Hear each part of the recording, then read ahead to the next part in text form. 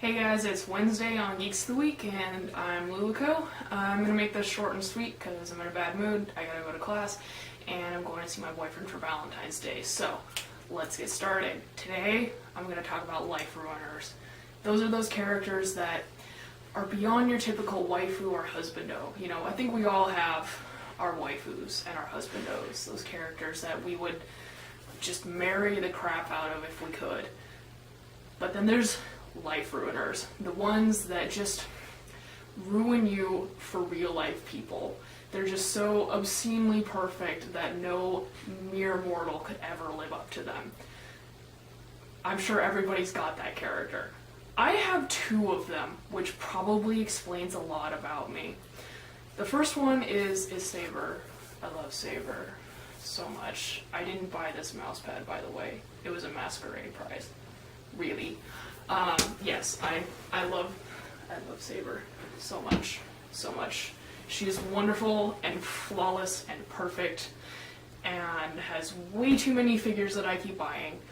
But she shares some similarities with my current life ruiner, and I'll get to that in a minute. My current life ruiner is Naoto from Persona 4. Can you say perfect princess? I can. I say it every time I see her. Good lord. Has there ever been a more perfect woman? I don't think so. Oh, by the way, spoiler alert, she's a girl. Everybody knows that by now. What I like about both of them is that they're very upright people. They're very poised and very proper, which makes them interesting shells to try and crack through. And it's when you get that facade to crack that you can see like who they are on the inside. And generally what that gooey inner shell is very moe, very brushy moe, which I'm not gonna lie, I'm a complete sucker for. Can't help it. I'm such a dude in that sense, I guess.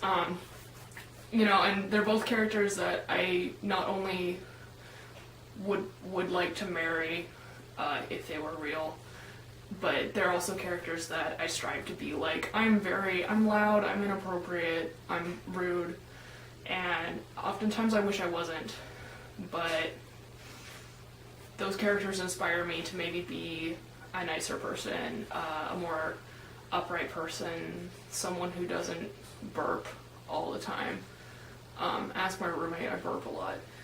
And also they make me want to be somebody who wears pants when they're on camera. Spoiler alert.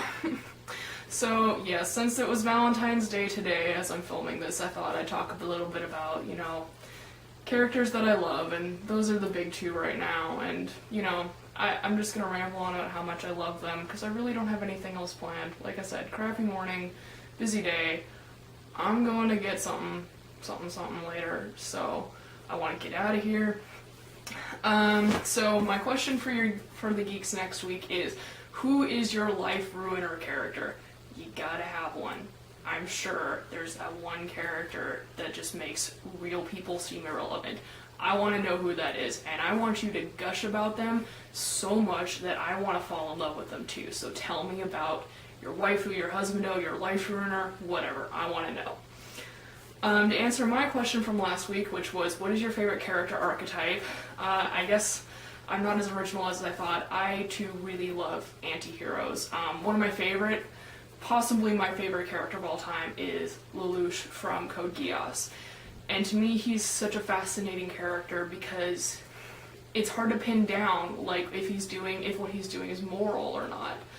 And that's what makes him so insanely complicated and wonderful to me, is that he believes he's doing right, but there's so many moral issues with the things he's doing that he doesn't always realize, or that he tries to reconcile.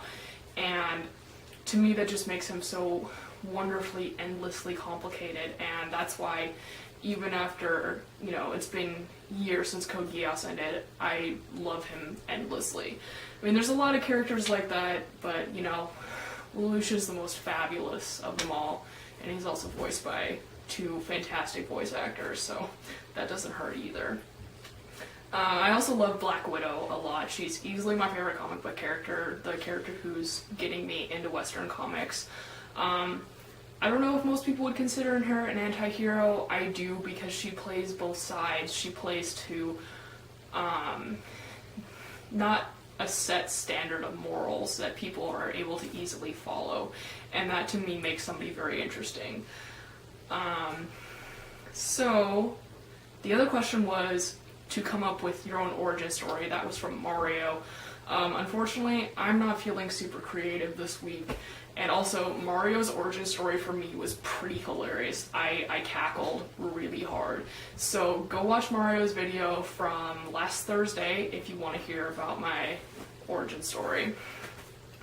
Lastly, I want to say please go check out Anti-Ichan's video from yesterday. It is fantastic. I laughed my ass off. She worked so hard on it, and it's genius. Please go watch it. She's just a hilarious, talented individual, and I could just fangirl over her forever. Please go watch it. If you guys can watch me awkwardly bend over in front of a camera like 240 times, you can go give her some love too. So please go do that.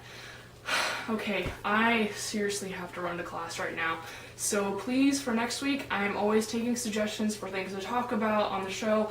I still haven't gotten any, so please email lulukoterebi@gmail.com. I'll put the address down in the comments because I'm a weenie who still doesn't have video editing software. So please, please, please, I want your suggestions. I gotta run. See you guys next week.